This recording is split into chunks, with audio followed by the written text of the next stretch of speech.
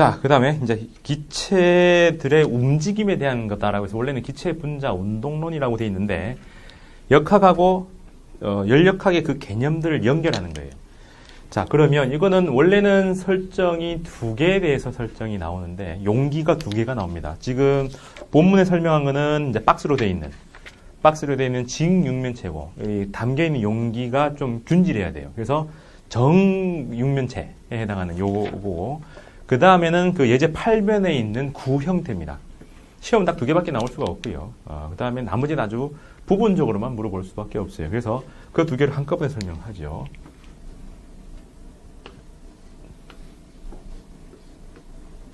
용기가 이렇게 생겨서 전부 다 길이가 LLL 혹은 이 반지름이 R짜리 이렇게 되어 있습니다.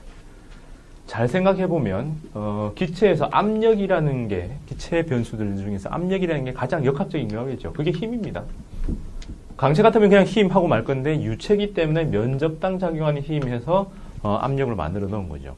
그럼 이때 이 힘이라는 거는 원래는 MA라고 우리가 배웠는데 이제 운동을 업그레이드 시키면서 운동량 대역을 꼬으면서 운동량의 변화량, 그죠?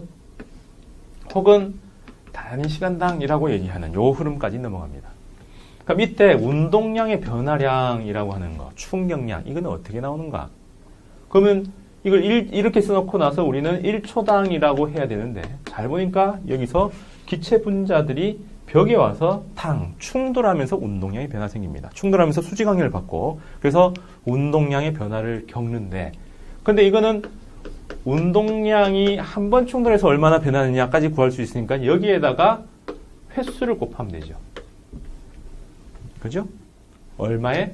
1초당 횟수를 곱하면 1초당 횟수를 곱하면 한 번 충돌할 때 얼마? 하나, 둘, 셋, 넷, 7번 해서 1초 이러면은 7번 충돌하는 물체가 1초에 운동량 얼마나 변하느냐가 나오겠죠. 그래서 이렇게 넘어갑니다. 그러면 우리가 구해야 될 양은 압력인데 단위 면적당 작용하는 힘이고 힘이라는 거는 초당 운동량의 변화량인데 그는 운동량의 변화량 중에서 1회당으로 처리하고 충돌 한 번 하는데 얼마나 변하냐?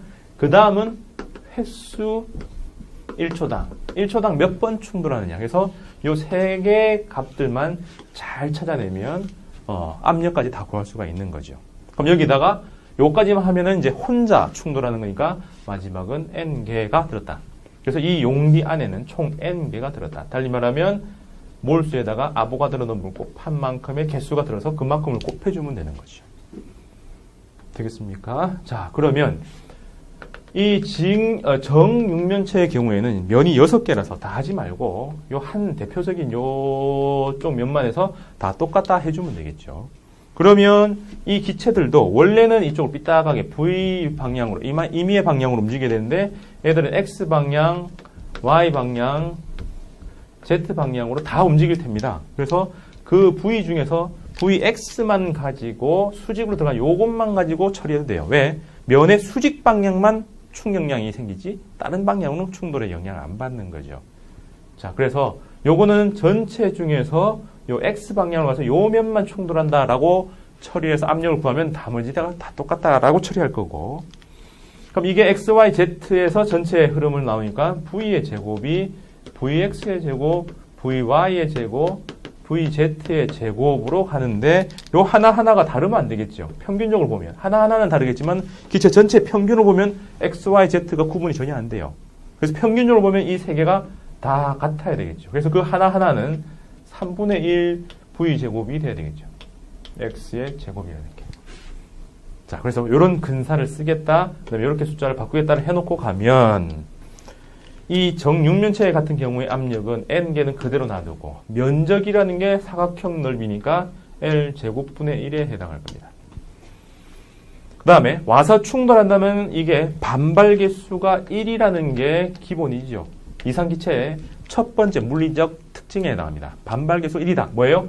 완전 탄성 충돌이다. 요즘은 탄성 충돌을 하는데 어쨌든가 N의 손실 없이 그냥 바로 내튕겨 나갑니다. 그럼 들어올 때 VX, 나갈 때 VX니까 얼마? EMVX만큼의 운동량의 변화가 생긴다.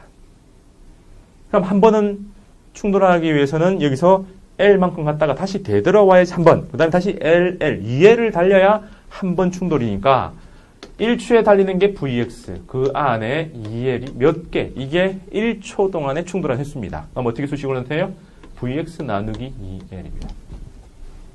그럼 이걸 싹 다 합쳐버리면 N, M, Vx의 제곱이니까 이렇게 쓰고 나머지는 2가 사라졌으니까 분모에 와서 V로 바뀌겠죠.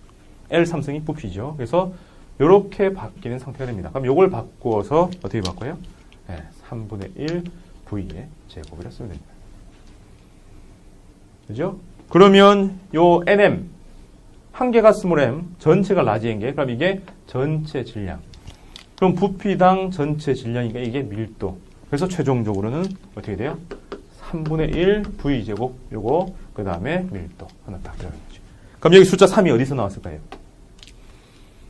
네, x, y, z 3차원에 균질하게 돼 있다라고 해서 전체 제곱은 3분의 1씩 방향별로 나뉜다라고 해서 3분의 1, 3차원을 뜻합니다. 그죠? 그래서 운동량을 총경량 흐름으로 가니까 V로 나타낼 수 있는 흐름이 나오죠. 그래서 이게 기본입니다.